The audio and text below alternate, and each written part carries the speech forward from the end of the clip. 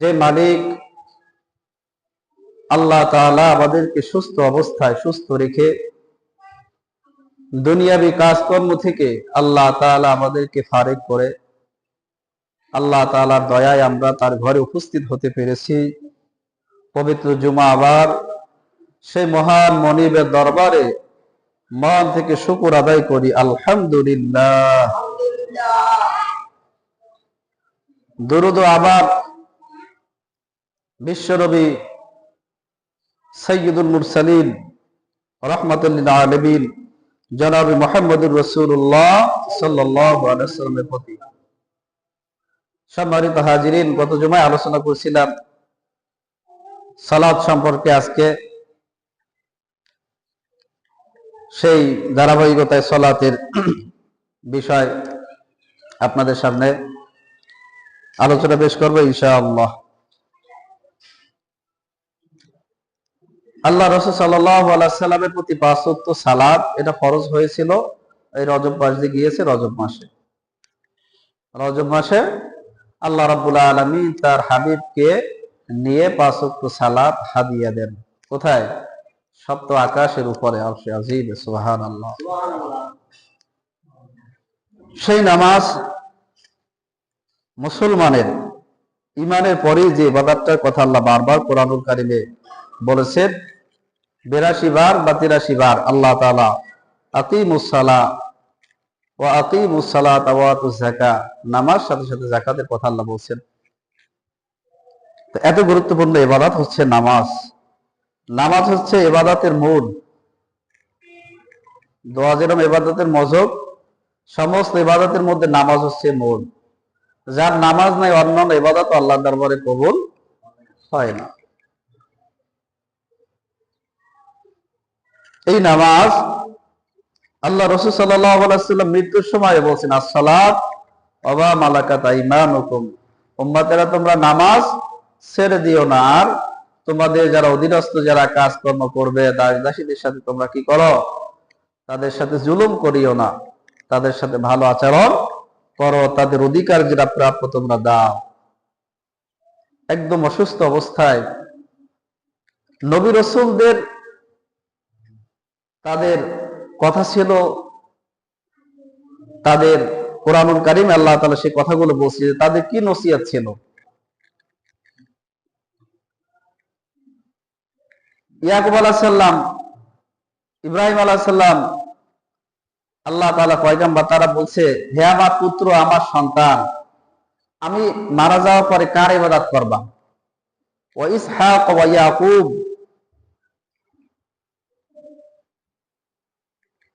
সন্তানদেরকে বলছে, বাবা কার ইবাদত করবা? তারা বলছে কি? ওয়া ইলাহুকুম ইলাহু ওয়াহিদ লা ইলাহা ইল্লাহু রহমানুর রহিম, আমরা তো ওই রহমান রহিম একাত্মবাদী আল্লাহ তাআলার ইবাদত আমরা করব, আমরা কোনো মানুষের দাসত্ব, মানুষের গোলামে করব না। এই অঙ্গীকার নিয়েছে যে বাবা, আমরা দুনিয়া থেকে আমি চলে গেলে কার ইবাদত তুমি করবা। কোরআনুল কারীমে সুন্দরভাবে সূরাতুল বাকারায় এর আলোচনা আছে। আল্লাহ তাআলা বলেন, তাদের কাছ থেকে সাক্ষী নিয়েছে। আল্লাহ রাব্বুল আলামিন বলেন, আম কুনতুম শুহাদা ইয হাদরা ইয়াকুব আল মাউত, ইয়াকুব আলাইহিস সালামের যখন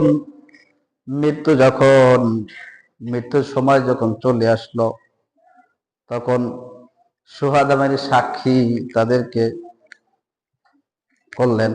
আল্লাহ তাআলার পয়গম্বর ইয়াকুব আলাইহিস সালাম বললেন, যে ক্বালা লিবানিহি মা তা'বুদুনা মিন বাদি, ক্বালু না'বুদু ইলাহাকা ওয়া ইলাহা আবাইকা ইব্রাহিম ওয়া ইসমাঈল ওয়া ইসহাক ইলাহা ওয়াহিদা ওয়া নাহনু লাহু মুসলিমুন। সুবহানাল্লাহ।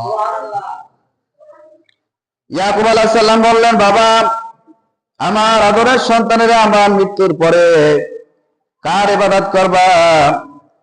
মা তা'বুদুনা মিন বাদি, তারা বলল, ক্বালু না'বুদু ইলাহাকা ওয়া ইলাহা আবাইকা, হে আমার পিতা, আপনি আমার দাদা অর্থাৎ ইব্রাহিম, ইসহাক, ইয়াকুব, এগুলো হচ্ছে ইব্রাহিম আলাইহিস সালামের কি বরংশক্রম সন্তান।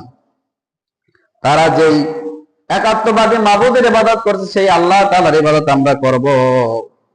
এক আল্লাহ তাআলার ইবাদত করব, নাহনু লাহু মুসলিমুন, আমরা হচ্ছি মুসলমান। সুবহানাল্লাহ। তো এই মৃত্যুর সময় নবী রাসূলরা আল্লাহর দাসত্ব করার কথা, ইবাদত করার কথা বলে গিয়েছেন।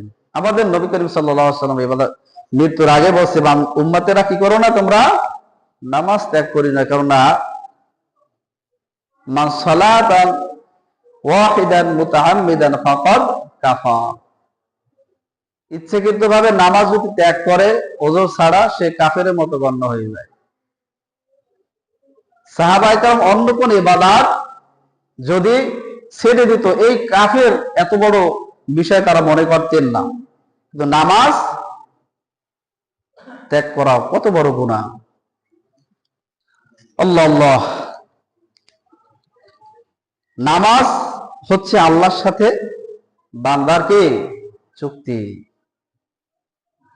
আল্লাহ রাসূল সাল্লাল্লাহু আলাইহি ওয়াসাল্লাম হাদিসে বলছেন, যে ব্যক্তি ফজরের সালাত আদায় করবে, ফজরের নামাজ যে ব্যক্তি আদায় করবে, মান সাল্লা সালাতিল ফাজরি ফাহুয়া ফি জিল্লাতিল্লাহ জিম্মাতাল্লাহ। যে ব্যক্তি ফজরের নামাজ আদায় করবে, সে ব্যক্তি আল্লাহ তাআলার জিম্মায় চলে যাবে। সুবহানাল্লাহ। কার জিম্মায়? আল্লাহ তাআলার জিম্মায় যে ব্যক্তি যাবে, তার দুনিয়াবি কোনো আর টেনশন আছে বলেন? কোন ব্যক্তি যদি দুনিয়াবি প্রধানমন্ত্রীর জিম্মায় যায়, তার কি আর কোনো টেনশন থাকে বলেন? এই জন্য হাদিসে আসছে যে ফজরের নামাজ আদায় করবে, তার কোনদিন রিজিকের অভাব আল্লাহ তাআলা দেবেন না। সুবহানাল্লাহ। এই নামাজ আমরা আজকে কাফের বেঈমানের মতো মুসলমানরা আজকে কি, বাবা পড়লে ছেলে পড়ে না, আবার মা পড়লে মেয়ে পড়ে না, এই রকমের আছে না বলেন? আছে। সবাই পরিবারকে নামাজ পড়তে হবে, নামাজ পড়া এটা ফরজে আইন। আল্লাহ রাব্বুল আলামিন সূরাতুল মাউন আল্লাহ তাআলা বলেন, আরাআইতাল্লাযী ইউকাযযিবু বিদ্দীন।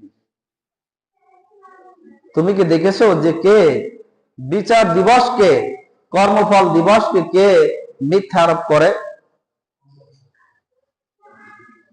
কাযিব মানে কি? মিথ্যা প্রতিপন্ন করে। ফাযালিকাল্লাযী ইয়াদউল ইয়াতীম। আল্লাহ তাআলা উত্তর দিচ্ছেন নিজেই, যে তারা হচ্ছে ওই ব্যক্তি যে রুট ভাবে এতিমকে ধাক্কা দেয়।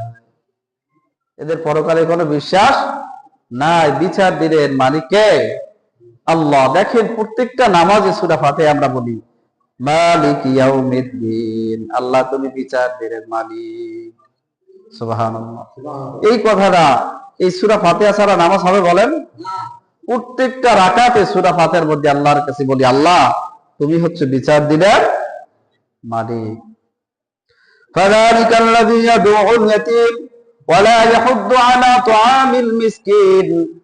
আল্লাহ রাব্বুল আলামিন বলেন, আর হচ্ছে ওরা যারা মিসকিনকে, অসহায়কে, এতিমকে খাদ্য দানে উৎসাহিত করে না, খাদ্য নিজেরাও দেয় না, বাধা দেয়, খাওয়ান লাগবে না, আছে না বলেন? ইসলামে দুইটা কাজ হচ্ছে উত্তম। রাসূল সাল্লাল্লাহু আলাইহি ওয়াসাল্লাম বলেছেন, ইতআমুত তাআমা ওয়া তাকরাউস সালাম। মানুষকে খাবার খাওয়ানো আর সালাম দেওয়া। সুবহানাল্লাহ। সালাম দেওয়ার যে কত ফজিলত! আপনি ঘরে গিয়ে সালাম দিবেন, আসসালামু আলাইকুম ওয়া রাহমাতুল্লাহ, আল্লাহ তাআলার রহমত বর্ষিত হবে ঘরে। সালাম দেওয়া মানে কি? দোয়া করা। আসসালাম মানে কি? শান্তি। আসসালামু আলাইকুম ওয়া রাহমাতুল্লাহ, আল্লাহ আপনার উপর কি আল্লাহ তাআলার রহমত শান্তি বর্ষিত হোক, দোয়া করা। এজন্য ঘরে বাইরে প্রত্যেকটা জায়গায় সালাম দেয়া, সালামের বারাকা, আল্লাহর রহমত নাজিল হয় বান্দার উপরে। আর একটা হচ্ছে রাসূল সাল্লাল্লাহু আলাইহি ওয়াসাল্লাম বলেছেন, মানুষকে খাদ্য খাওয়ানো, খাবার খাওয়ানো। মানুষকে খাবার খাওয়ানোর তৌফিক সবার কি হয় না। কত মানুষ টাকা পয়সা আছে, নিজেরাও খাইতে পারে না, মানুষকেও খাবার খাইতে পারে না। ওই সম্পদ হাসরের ময়দানে বলবে যে আল্লাহ তাআলা তোমার জিম্মায় আমাকে দিয়েছিল, তুমি কি করো নাই? কৃপণতা করেছো, তুমি আল্লাহ রাস্তায় তুমি খরচ করো নাই। তুমি যদি খরচ করতা, তাহলে তোমার জন্য কি হইতো? আজকে নাজাতে জড়িয়ে হয়ে যেত। সুবহানাল্লাহ। ফাআসাদদাকা ওয়া আকুম মিনাস সালিহিন। জাহান্নামীরা জাহান্নামে যাইয়ে বলবে, আল্লাহ আমি ভালো মানুষদের অন্তর্ভুক্ত হয়ে যাব আর দান সাদাকা করবো, আল্লাহ একটু সময় দেন, আমার অনেক টাকা পয়সা আছে, আল্লাহ তোমার রাস্তায় কিছু দিয়ে আসবো আমি। আল্লাহ তাআলা বলেন, ওয়ালা ইউআখিরুল্লাহু নাফসান ইযা জাআ আজালুহা। মৃত্যু যখন আসবে আল্লাহ কাউকে আর সুযোগ দেবেন না, বলবে আল্লাহ আমাকে একটু সুযোগ দেন না, বলবে আর হবে না, সময় শেষ। ঘন্টা যখন বাইরে যায় পরীক্ষায় দেখবেন খাতা রাখা যায়? বলেন, শিক্ষকরা চর থাপড় দিয়ে খাতা নিয়ে যায়, সময় শেষ। সময়ের মধ্যে যা করছো করছো, কথা বলছো, লেখো না, বসে আছো, ফাঁকিবাজি করছো, সময় অপচয় করছো, সেটা তোমার। দুনিয়াটা হচ্ছে কি পরীক্ষা। আমার ভাইরা, দুনিয়ার সফর শেষ হওয়ার সাথে সাথে কবরের সফর আমাদের কি সামনে। চিন্তা করেন, এই মা বাবা ভাই বোন ছেলে বন্ধু বান্ধব কেউ আপনার কবরে যাবে না, থাকবে কি বলেন? আল্লাহ। আর রাসূল সাল্লাল্লাহু আলাইহি ওয়াসাল্লাম বলেন, যে ব্যক্তি 5 ওয়াক্ত নামাজ পড়বে এর ঈমানের সহিত আল্লাহ তাআলা মৃত্যু দান করবেন। সুবহানাল্লাহ। মৃত্যু যন্ত্রণা কমিয়ে দেবেন। আল্লাহু আকবার। কবর আযাব মাফ হয়ে যাবে। এই শীতকালে রাসূল সাল্লাল্লাহু আলাইহি ওয়াসাল্লাম, সহিহ বুখারী মুসলিম আসছে, সাহাবাদেরকে বলতেছে, হে সাহাবারা, 5 ওয়াক্ত নামাজের উদাহরণ কি তোমরা জানো? সাহাবা একটা উত্তর দিলেন, আল্লাহ আল্লাহ রাসূলই ভালো জানে। আল্লাহ নবী বললেন যে 5 ওয়াক্ত নামাজের উদাহরণ হচ্ছে ওই রকমের, তুমি যদি 5 বার কোনো কূপে, কোনো নদীতে, কোনো খালে যদি গোসল করো তাহলে তোমার গায়ে কোনো ময়লা থাকে? সাহাবা একরাম উত্তর দিলেন কি, ইয়া রাসূলুল্লাহ, না, ময়লা থাকে না। আল্লাহ নবী বলেন যে 5 ওয়াক্ত নামাজ যদি তোমরা পড়ো আল্লাহ তাআলা তোমাদের গুনাহ মাফ করে দেয়। সুবহানাল্লাহ। কোন আল্লাহর বান্দা যদি ফজরের সালাত আদায় করে এরপরে কাজবাজ করে যদি ছোটখাটো গুনাহ হয়ে যায়, জোহরের নামাজ আদায় করার সাথে সাথে আল্লাহ মাফ করে দেন। আবার কোন আল্লাহর বান্দা যদি জোহর থেকে আসরের ভিতরে ছোট করে গুনাহ হয়ে যায়, আসরের নামাজ, আসরের সালাত আদায়ের দরুন আল্লাহ রাব্বুল আলামিন তাকে এরকম মাফ করে দেয়। এরকম মাগরিব, এশা, আর এশার পরে যে ব্যক্তি ঘুমিয়ে যাবে, আল্লাহ রাসূল সাল্লাল্লাহু আলাইহি ওয়াসাল্লাম হাদিসে বলছেন, যে ব্যক্তি এশা আর ফজর জামাতের সহিত আদায় করবে, সারা রাত নফল নামাজের সওয়াব আল্লাহ তাআলা দান করবে। এই জন্য মুনাফিকরা ফজর আর এশায় কি আসতে পারবে না। মুনাফিকরা, বেঈমান কাফের, এগুলো তো বাদ। মুসলমানদের মধ্যে যারা মুনাফিক, এরা ফজরের সালাতে কখনোই উঠতে পারবে না। ঈমান দুর্বল মুনাফিকদের। এবার আপনারা বলেন, ফাওয়াইলুল লিল মুসাল্লিন, দুর্ভোগ হচ্ছে ওইসব মুসল্লিদের জন্য, আল্লাযীনা হুম আন সালাতিহিম সাহুন, যারা কি করে, ভুলে যায়, কখন কোন জায়গায় নামাজ গেছে বলতে পারি না। নামাজ পড়ছো, হায় রে, একজনে জিজ্ঞেস করে, নামাজ পড়ছেন? আহারে, আমি তো ভুলে গেছিলাম, নামাজটা পড়িনি। মানে যায় যায় অক্ত কি জুমার নামাজ শেষ হয়ে যায় যায়, দেখবে সেই সময় আসবে নামাজ পড়তে, আছে না? কিন্তু ঈমানদাররা তারা অ্যালার্ট থাকে সব সময়, কখন আজান হয়। সহিহ বুখারী এবং মুসলিমে আসছে, আল্লাহ রাসূল সাল্লাল্লাহু আলাইহি ওয়াসাল্লাম বলছেন যে কিয়ামতের মাঠে 7 ব্যক্তিকে কি দেবে? আরশের নিচে ছায়া দেবে। তার মধ্যে এক ব্যক্তি হচ্ছে ওই যার কলবটা, হৃদয়টা সবসময় মসজিদের সাথে লেগে থাকবে। সুবহানাল্লাহ। যে কখন নামাজ হবে, নামাজ শেষ হবে, আবার সে নামাজের অপেক্ষা থাকবে, যেই তো জোহর শেষ, আবার আসরের সালাত তো সামনে, আমার প্রস্তুত থাকে নামাজের জন্য। আল্লাহু আকবার।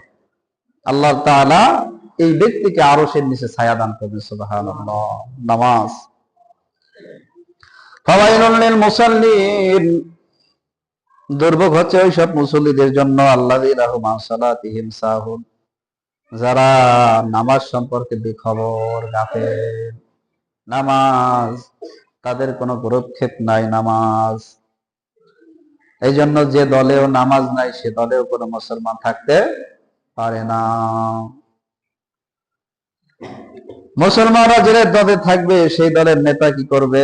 আজান হওয়ার সাথে সাথে নামাজ আদায় করবে, নিজেই নামাজ পড়বে, পড়াবে। আল্লাযীনা হুম আন সালাতিহিম সাহুন আল্লাযীনা হুম ইউরাউন, যদিও তারা নামাজ পড়ে, এই যে ভুলে ভুলে যায়, হায় হায়, আমি যদি নামাজ না পড়ি, আবার নতুন বেয়াই আসছে, বেয়াই আসছে নতুন, কিন্তু নামাজ পড়ে না।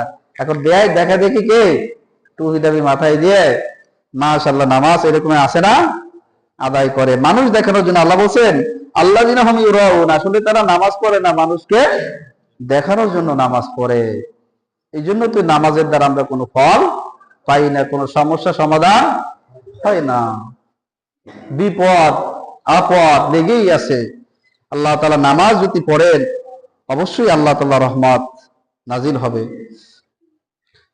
আল্লাযীনা হুম ইউরাউন ওয়া ইয়ামনাউনাল মাউন। আল্লাহ তাআলা আরো এই পরকাল আখিরাত অস্বীকারীদের বর্ণনা আরেকটা দিয়েছেন, যারা পরিবারের ছোটখাটো দ্রব্য সামগ্রী, ধরেন একটা কোদাল আছে, কুড়াল আছে, এমনকি কোন চাবে দেবে না, বলবে নাই। পারিবারিক ছোট দ্রব্য প্রয়োজনীয় জিনিসপত্র গুলো তারা কৃপণতা করে, তারা মানুষকে কি করে না, দেয় না। আল্লাহ আল্লাহ। তো এই সূরা মাউনের সরল অর্থ আপনাদের কাছে সামনে বলছি। কুরআনুল কারীম আল্লাহ তাআলা এইভাবে খুলে খুলে মানুষকে বুঝিয়েছেন, বর্ণনা দিয়েছেন যে বান্দারা তোমরা সময় থাকতে বোঝো। সময় আমরা সারাদিন টিভি দেখে আমরা কাটাইতে পারি, মসজিদে 5 মিনিট বসলে আমাদেরকে গরম হয়ে যায়। অথচ চার দোকানে, টিভির দোকানে যত বসে থাকবেন, যত আলাপচারিতা করবেন, কোনো খারাপ লাগাবে না শয়তানের। শয়তানে বলবে আরো বয়, কারণ বাড়িতে গেলে কাজ আছে, পরিবারে কাজ করতে হবে, দোকানে বসে থাক। অপচয় আমরা সব থেকে বেশি করি সময়, কিন্তু সময় যে কত মূল্যবান, যখন ফেরেশতা আসবে তখন বুঝতে পারবেন যে আসলে সময়টা কি।